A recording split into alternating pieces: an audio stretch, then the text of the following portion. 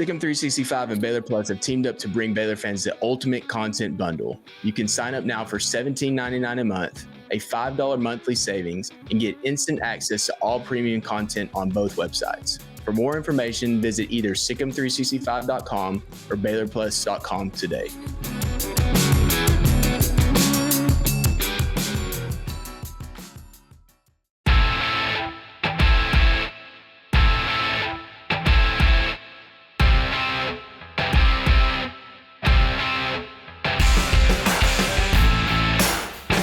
What's up, Baylor family?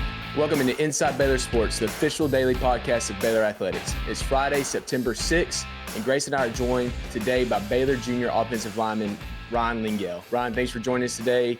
Winning your first game of the season, got to start. How's everything going for you this week after that victory wrapped up? Oh, yeah, it certainly felt good to get the first win with the team. Felt good to actually get some meaningful snaps after a couple of years of hard work and kind of being in the shadows. And I think that playing with the guys on the field meant a lot to me. Ryan, this offseason was a pretty wild one for the entire offensive line. Y'all had 3 coaches in a matter of 3 months. How challenging was that for you specifically and for the offensive line as a whole? For me specifically, I think just kind of rolled with the punches and kind of it is what it is mindset. We couldn't make those decisions. Other people were making those decisions for us, and we had to do our best to stay on track and get ready for the season. And I think the guys, people coming in, people coming out, the guys kept their focus and kind of day by day worked at what we needed to work at, and we got better like we needed to. Yeah, so going back to your recruitment, obviously you were brought in under a previous offensive staff. You played a couple of years under another offensive staff, and now you're under Coach Spavital's staff, Mason Miller. But I mean, like, what is that? You mentioned kind of coming out of the shadows. Like, how was it for you transitioning into this offense after being in the wide zone? It seems like that kind of played to your advantage for this year. It certainly did. When I committed here, we were kind of a similar offense to what we are now, vertical north and south offense. And the wide zone offense, I'd never run it. I didn't really understand what it was, and I'd already signed my letter of intent when they brought those guys in. And that's more of a tall, lanky guy, fast, and that's not really me, and that's not how I play the game. I like to go north and south and put my head in someone's chest. And so getting back to this kind of offense has been really good for me and really beneficial. What's been the main thing you've kind of taken away from getting to know Mason Miller and just his style as a coach, and how different is it from the previous staff? I think all coaches have their different ways of coaching, but Coach Miller will say, listen to my words, not my volume, and that he really does enjoy hanging out with us and he loves us, but he'll definitely jump on us and yell at us, but he wants us listening to the words, the volume. No, the words, not the volume. So that's one of those things is like he can yell at you, but you need to kind of take it what he says and not how he's saying it. Yeah. So coming off the first week, obviously you guys rotated, trying to still fill out the offensive line. You've gone through all of spring, summer, and fall, just all kind of getting cohesive as a unit. But what do you think the next step is for your specific group in terms of run blocking, pass blocking, just playing the game in this new offensive scheme? Yeah, I think that we were playing Dave Aranda's defense all fall camp. And so getting to play another defense was really beneficial for us, just seeing how it was kind of slowed down because they used so much movement against us in fall camp.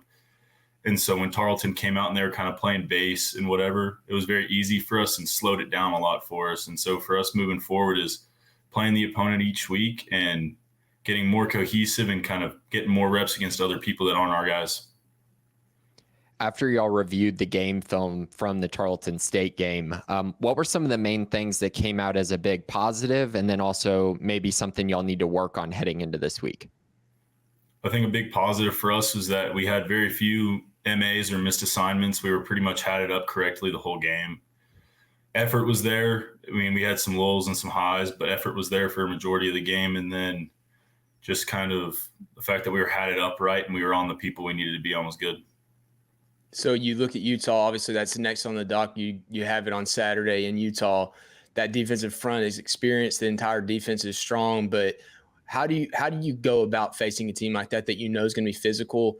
You mentioned playing against Coach Aranda's defense all fall and in the summer and obviously in the spring, but like how do you even prepare mentally to know what that unit on the defensive side of the ball for Utah is going to bring?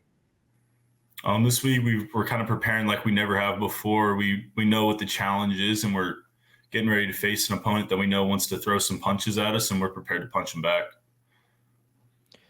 So earlier this week, Richard Reese said that y'all probably showed like 50 to 60% of your offense. Would you say that is accurate? And then how much does that impact the offensive line, if at all? I don't think it affects us a ton. You know, we kind of have our base plays, and those skinny guys have a bunch of stuff coming off of us and how they do it in the backfield. I think that 50 or 60% sounds about right after watching the film and kind of how it all played out. And so I'm excited to see when we whip out everything else and kind of show who we really are as a whole. Yeah. So what's your favorite part of the new football facility? I know that's like been a hot topic, but like, is it just nuts? Is it just a massive change for all you guys? I think my favorite part is having vents in the lockers that dry all of our equipment out, especially these big sweaty guys.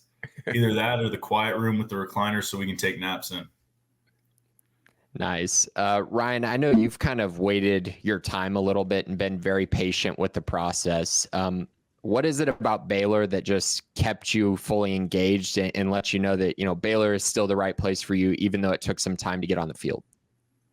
When I made my decision to come here, I certainly knew that I may not see on the field success immediately. And, it's a 4-year, 5-year deal. And everyone, when I was being recruited, had told me that. And so I kind of already came in with the mentality of kind of run my own race, in a sense of other guys might come in and get a shot first. But if I'm persistent and, as Coach Aranda says, pound the rock every day, that the rock will eventually break and I'll get my shot. And finally seeing that come to fruition has been huge for me. And then Baylor's just a great place with great people. And the staffs have been amazing to me. And I've met some of my best friends here. And so leaving really wasn't an option for me. How is it, get back to the football field a little bit, but how was it blocking for DeQuan Finn? Obviously you did it for fall camp and in the spring and stuff, but like having a guy that mobile, I mean, do you relax a little bit? Is there any, I mean, there's not a lot of chances to relax, but do you relax a little bit knowing, hey, if something does break down, he's going to have a chance to go make a play? Certainly, but the goal is to not have him, have to get out of that pocket or get out of there. But knowing that if something does break down, that he can make a cut and go up the field is really nice, knowing that there's someone back there like that.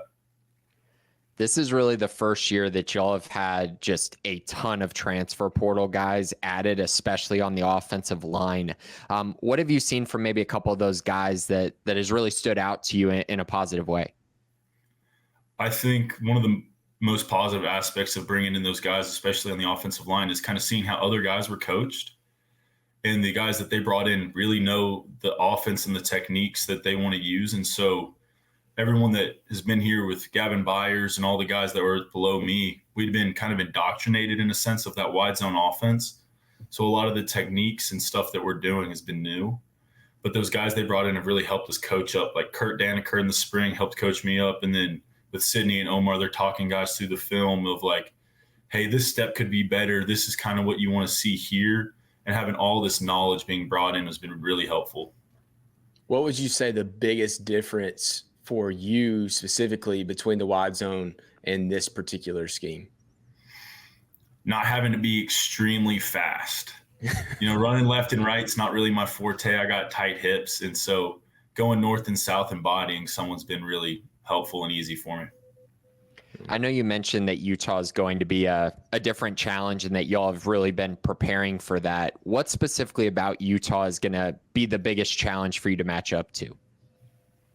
I think they do a lot of movement. And so kind of going from Tarleton and not seeing that movement in game and then going to Utah and having a lot of movement on the field, just run plays, pass plays, 3rd and 7, stuff like that, is going to be different from the week before, but we've seen a ton of movement through camp and through the spring. So I think that we should do a pretty good job of getting it all fitted up and had it up.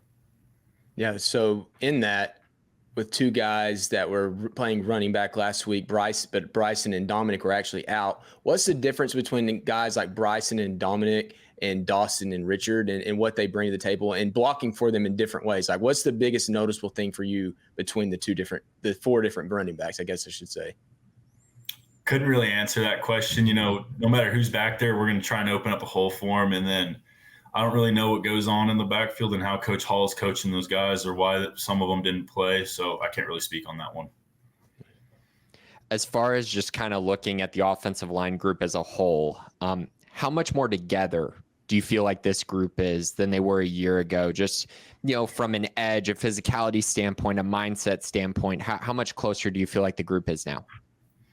I think this year we kind of put aside some egos and we had a lot more time together. Whereas like last year it was young guys and old guys, where this year we got a spring together, we got a summer together, we got fall camp. And so I think we've meshed a lot better. And so we've gotten to a point where we kind of know what everyone's thinking and how they're going to take on certain things. And we can help each other in a sense of like, I know what he's thinking here, so I'm going to change my idea so that he can better do this part of it, or he's going to change his so he can help me better. And I think just being so close and spending so much more time together has really helped. Cool. Hey, Ryan, we really appreciate your time today. Good luck this weekend and throughout the rest of the season. We look forward to visiting with you again. Awesome. Thank you so much for having me, guys. Thanks, Ryan. So really appreciate Ryan hopping on with us there for 10 minutes. Obviously talking about an offensive line position that is seeing tons of turnover. Grayson, what was your biggest takeaway from what he said? Was there anything that you pulled from that conversation that really stood out to you? I really liked when he was talking about just how together this group is this year and how much that did change from a year ago. It seemed like there was a little bit of a separation there last season that maybe we didn't fully know about or whatnot, but it just seems like with the transfers they brought in, having the full, spring and fall and all of those things, Mason Miller coming in, I think it's really allowed this group to come together and gel really well, which is something that Mason Miller has honestly mentioned pretty much, every time we've gotten to talk to him. I think he feels good about, where they're at. And I think all the offensive linemen do as well. Yeah. I mean, and as we know, going into the game tomorrow against Utah is going to be critical for this offensive line to play well, relatively speaking, but they're going to have to improve on what they did in game one. They're going to have to improve on what they did in the fall and in the summer and the spring. Like, it has to continue to get better. And I think with this particular scheme, the more reps, and I think it was interesting that he mentioned that, was like, we're going against a defense against Tarleton even that provided us a different look. Well, Utah's going to be another look. It's going to be a little bit more similar to what they saw in fall camp, probably with what Coach Aranda throws at them. And so I'm anxious to see how that group performs, considering it's probably more similar to what they saw in the spring and in the fall. Absolutely. And to be honest, kind of what he mentioned between the reps, also what he mentioned when he talked about the offense as a whole, I felt like that was extremely important. And honestly, it's been consistent. Everyone that we've asked about this has said, yeah, it was about 50 to 60% of the offense. And I don't think people have quite looked at the first game the right way. At times when looking at the offense, I understand that, you'd like the stats to be better. You'd like your base offense to run for 5 yards a carry against an FCS opponent. I understand all that, but when you're basically playing with one hand behind your back, at times that's going to be difficult to accomplish. And it definitely seems like they were very vanilla in that first game, and that there are a ton of different things that they're going to throw at Utah. And I mean, Ryan even mentioned it. He said, I'm excited to see, how this offense looks when we're using kind of everything that they've installed.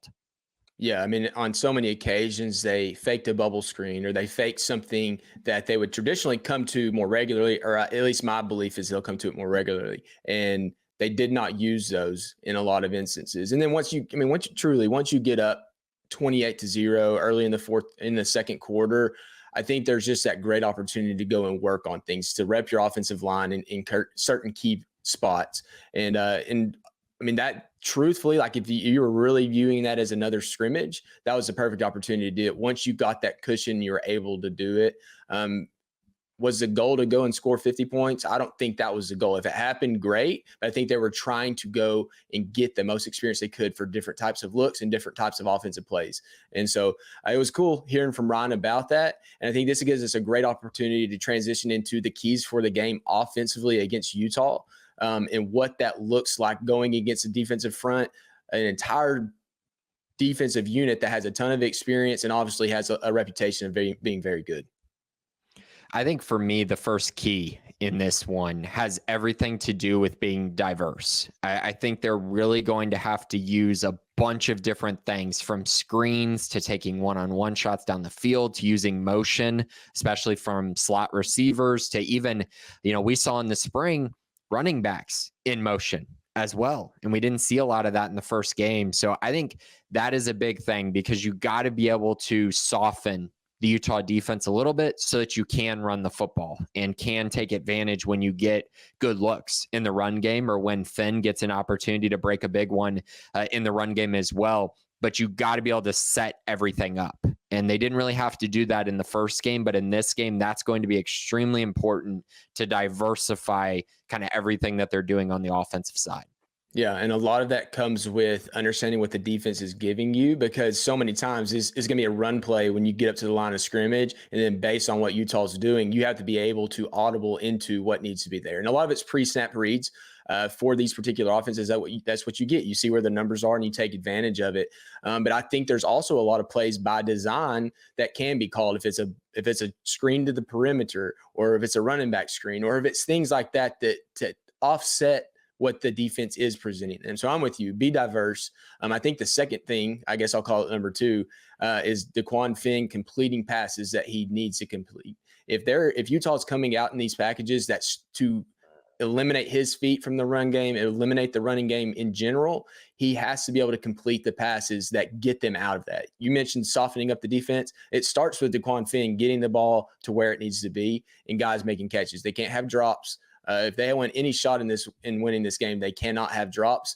But DeQuan Finn has to get the receivers the ball in positions to make plays. And I think Baylor's speed at receiver can be an area that takes advantage of Utah overall. But can you get to the point of being in position to take advantage of their defense? And that starts with DeQuan Finn completing passes that he should complete. I think that's a really important one, because I think coming off of the first game, just the way that we saw him play, it's first game at Baylor. So we're going to come away with opinions and thoughts. And after the first game, you kind of look at it as, oh, okay, this is kind of like a Garrett Green situation from a year ago where he hits on home run shots, but are you going to be able to hit on the layups? And I think that's kind of the big thing, right? Can you hit on those short passes, like the throw to Monterey Baldwin early in the game, or the throw to Josh Cameron in the back of the end zone? Those little ones where it's just like, yeah, maybe at the end of the day, it didn't cost you anything, but in a game like this, you got to be able to hit on those type of plays, because you get the ball to Monterey Baldwin in space, that could lead to a touchdown. That could be an explosive play in of itself. So I agree with that. You got to be able to hit on those short throws, the throws that just continue to move the chains, especially when you go on the road. I do think play calling will have something to do with giving them even better looks to make those kind of completions. I would say my next one, number 3, going into this game. This is something we've talked about all off season. I feel like I think the staff has been open about it. I think that the players at this position have been open about it, but it has everything to do with, can Baylor's wide receivers win one-on-one battles? Can you beat the guy in front of you? I think it's very simple to say it like that, but it's much harder to execute that on the field. And, for me, I went back and watched LSU versus USC this past weekend, and you got wide receivers just making plays all over the field, winning one-on-one battles, just getting open and finding ways to come down with catches.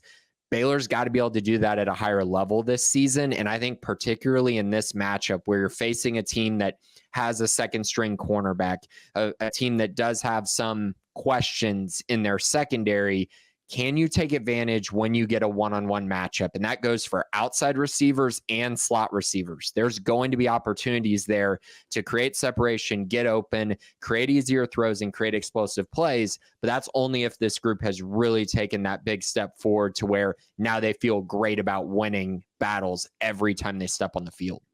Yeah, so traditionally in a spread offense like this, as a lot of people know, you're going to get your receivers in space to go make plays. Every single spread air raid scheme that's the purpose. But what sets the good from the great apart is exactly what you said. It's which team has a receiver that can go take over a game and make plays when it's not necessarily there. I think Baylor has a couple guys with that potential. I think you look at Ashton Hawkins that starts there. Has the ability to make contested catches, go up and make plays. I think Ketron Jackson is a little bit more of that than anyone else. And then a guy like Michael Trigg. So that kind of leads me into my fourth point. It builds off of yours. It's that when you get into the red zone, which guys are you targeting in the pass game? Can you finish possessions? We saw, I guess it was just the one possession that Baylor didn't end up getting a touchdown. Sorry, no, there was two because there was an interception that DeQuan Finn threw. There was the one where he missed Josh Cameron in the back of the end zone. And then a third one was Dawson Pendergrass scoring on a fourth down play. They struggled in the red zone, which actually trends back to fall camp scrimmages where we heard the differences of what the offense looked like between the 20s and when they got into the red zone.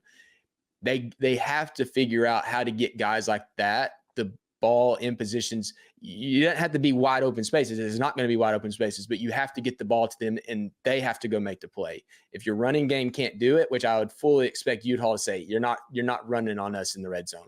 When we're at the goal line, you're not going to run on us. So who's going to go make a play? I think that goes on Jake Spavital a little bit in the offensive play calling. DeQuan Finn also for making good throws. And then those three, particularly, I'm looking at, you have to go make tough contested catches in the red zone. Those tight window throws are where DeQuan Finn's going to be really tested. His accuracy was kind of sometimes up and down at Toledo. The turnovers obviously are kind of in his DNA. It happened at Toledo. He's going to take shots. He's going to take opportunities and try to make explosive plays. But you're right. When you get into the red zone, can you be efficient and accurate? Can you make the throws necessary in those tighter windows, especially if the defense is saying, you're not going to run the football, which could be very possible. So my fifth key, and this is kind of I feel like this is one that can kind of go a bunch of different directions, but I think in general, Baylor needs to avoid negative plays. And that can be sacks, that can be tackles for loss, that can be a multitude of things. But in the offseason, Jake Spavital mentioned in the run game, this offense, they need to be able to get back to the line of scrimmage, get a yard, get 2 yards at minimum. That's got to be the goal. So that you're in situations where it's 2nd and 8 instead of 2nd and 12. And we saw last year, they just couldn't keep themselves out of those situations, whether it was penalties or, trying a toss play and losing 4 yards. And now you're at 2nd and 14 and you're just putting your offense in a terrible position. And when you're playing on the road and you're playing against an environment and a team like this, that's exactly what Utah wants. Utah wants Baylor put in situations where it's 2nd and 12, 3rd and 10, different things like that. They want that because that can lead to turnovers. That can lead to the crowd really getting into it. So being able to avoid those, being able to avoid sacks, the offensive line being able to protect enough to allow Finn to avoid those sacks, and in the run game, not getting destroyed up front. You know what I mean? Being able to get a yard, being able to get 2 yards, even when you lose, that is very key for this team. And obviously, if you win a down and you get 5 or 6 yards, that's great as well. But I'm talking about just standard downs. If you lose a battle, can you keep the damage limited? Yeah, no doubt. And I think that goes to the running backs a little bit, making sure they hit the hole hard when it's not there. There's times where you can pick and choose your spots, but if you say that it's going to be hard to get yards, just finish the run and don't go backwards. And I feel like specifically Dawson and Pendergrass and Richard Reese did that against Tarleton, but it's still a different animal when you're going to go up against this Utah defensive front. Like they're going to be able to make plays that Tarleton didn't. So that means if you have any space, go and try to get some yards if you feel like this is going to collapse around you. I'm interested to see with Dominic Richardson and possibly, it doesn't sound like Bryson Washington's going to be back this week, but if Dominic Richardson plays, he's kind of that guy he's going to go 100 miles an hour into the line of scrimmage a lot of times. And it just seems like that's a perfect chemistry with this offensive scheme in this particular game. If he can go out and play and get to the line of scrimmage, and every once in a while he might bust one, but he's going to give you a good chance of not losing yards. And also the good balance of the possible, you break it for 15 yards because he's going to hit it so hard. I agree with that. I would also say I think Dawson Pendergrass fits that as well. But they do need to be a little more versatile. And I think that honestly, the way they use Richard Reese in this first game where it was just consistently just running the ball up the middle, I do think that if you see him in motion at times, if you see him on jet sweeps or things like that and allow him to get to the outside a little bit more, I think that could be very beneficial. And again, then you're moving the defense in a lot of different directions. I think Richard's just so important because he does give them a different level of breakaway ability.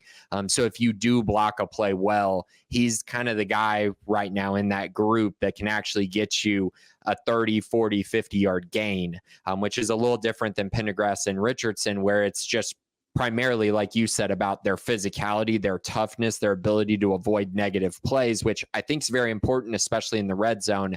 But I also think you'll see a healthy mix of Richard Reese as well because of the possibility that he breaks a big one.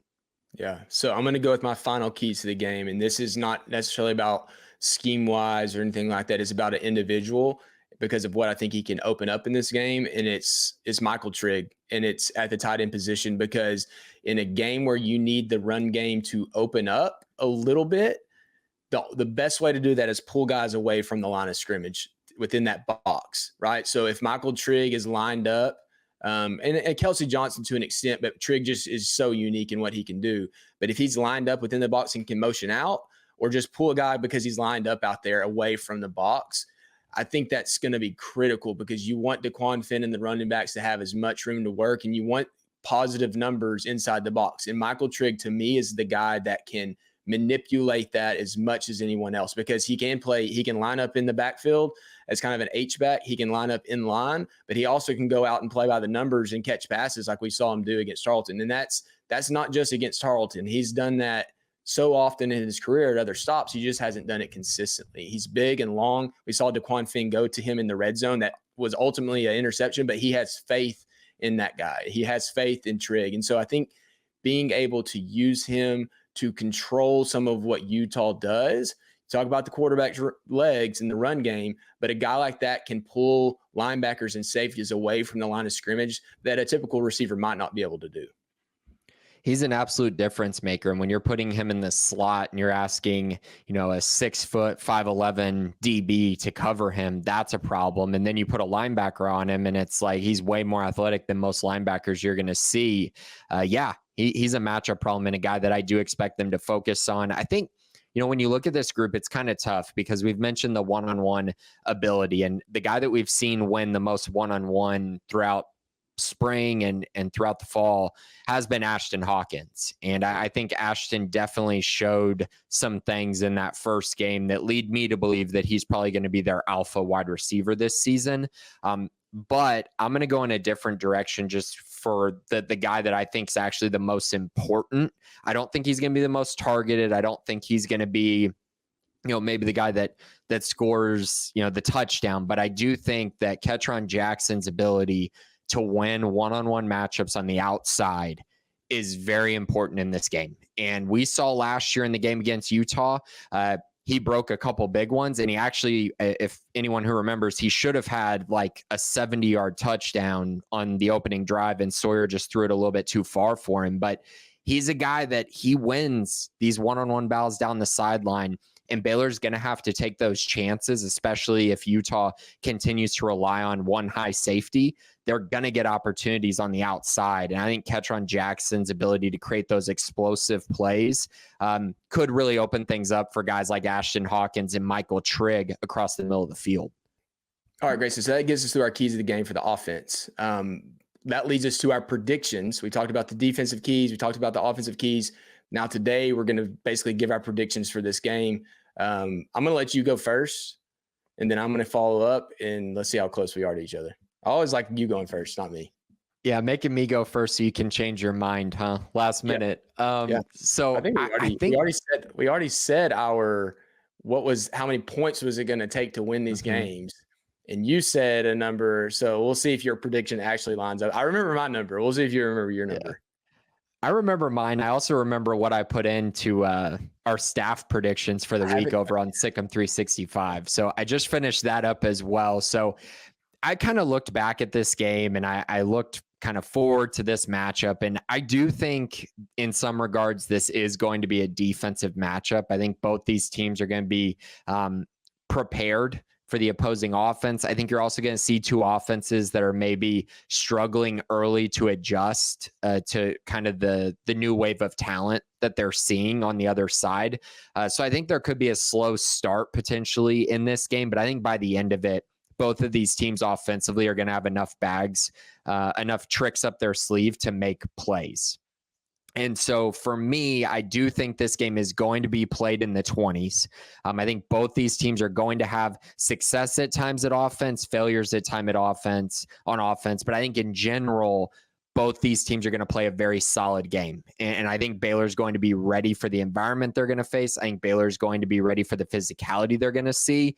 But at the end of the day, it is very tough to win in Salt Lake City. Again, they're 32-3 in their last 35 games at home. I can't bring myself to saying that Baylor's going to end that trend or go in there and beat this team that honestly might be their best team that they've had over the course of that stretch as well. So I think because of all of those reasons, I am going to pick Utah here. But again, I think it's going to be close. I think the Bears cover, and I have a final score of 27-21. Utah wins the game. Yeah, so as depending on where you get your lines, Utah is favored by roughly 14, 15 points. So that would be a cover. I'm with you. I think it's overlooked a little bit that Baylor's defense, the returning personnel, was pretty used to going up to similar offense as what Utah presents. So guys like Matt Jones, some of the guys on the defensive line and in the secondary saw this quite a bit, even last year, but also in practice a lot. The scheme has changed offensively for Baylor, but the physicality, they're used to that same kind of feel utilizing the tight ends. Not everything's the same, but there are some similarities. So I think I'm with you in saying that this game will probably start slower than expected. Baylor's defense is much different, as we believe it is right now, much different than it was a year ago, starting with the defensive line. I said originally that I thought it would take 30 points to win this game. I think that this game can be less than that, but it starts with just taking Cam Rising out of his comfort zone and Dave Aranda doing that. And I actually think that Dave Aranda will do that.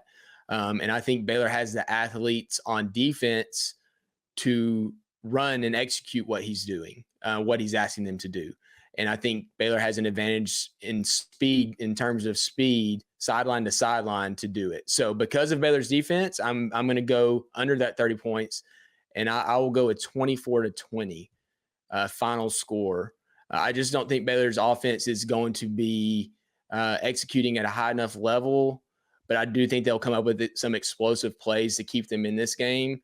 I don't know if the game will feel as close as 24-20, but I think it will be a competitive game with Baylor to have a chance at the end to win it. So you're taking Utah? I'm taking Utah 24-20. Okay. Yeah, I think it's just one of those things where I do believe this is a situation where you have to see it first before you end up making a prediction like this. I just think, they're playing a really good team. I mean, it's just pretty plain and simple. If they were playing, a different Power 4 team that maybe wasn't ranked as highly or doesn't have this culture and tradition that Utah has, I think I'd definitely be more open to it. So I think that's a pretty fair prediction. We pretty much are on the same wavelength as far as this game being closer than the odds say. Yeah, no, it will. I believe that specifically because of Baylor's defense. I think they can create issues in key positions, defensive line, offensive line specifically. I think they can contain Cam Rising if he even shows his legs that much. I think they can kind of keep him under control. The concern will be, how do they match up at the linebacker positions with tight ends, the star positions with tight ends, and then just eliminating big plays out of the backfield. That's what Utah showed. It doesn't mean they're going to do it again, but I think Baylor's athletes are good enough. All right, Baylor family, that's going to do it for today's episode of Inside Baylor Sports, the official daily podcast of Baylor Athletics. Thanks to Ryan Lengyel for hopping on today, and thank you all so much for listening. For Grayson Grunhafer, I'm Colt Barber. Have a great weekend, a great game weekend, and sick 'em Bears.